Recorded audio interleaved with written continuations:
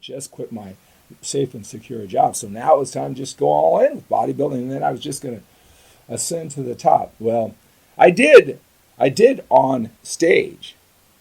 All right, but after a setback, disappointment, like fifth place. Anyway, the story is, never worked harder for anything in my life. So focused, and I won the national championship. There was a lot of things that came along with that. I wrote the first online journal where a bodybuilder he documented his preparation every single day for a show.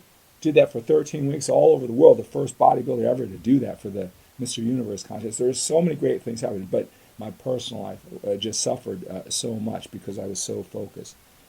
And I just remember I was in this rented van in Seattle there for wild dark nights, just because I had worked so hard, only for my personal life to drop so much, and that wasn't expected at all.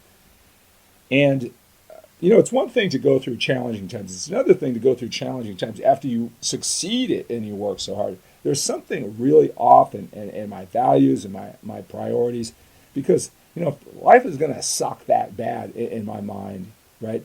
You should do it where you made a lot of mistakes or you took a lot of bad choices. Not when you succeed in everything that you set out to do, and even that I set out to do times 10. Probably one of the most painful times. I remember it was a dark morning, and it was like, how is it like that? And I said I was reciting a Zig Ziglar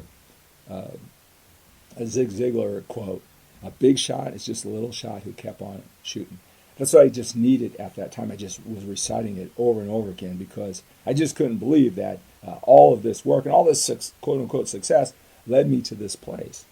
And in that moment, I said, I am going to figure out this. I'm going to figure this out because I don't want anybody to go through this.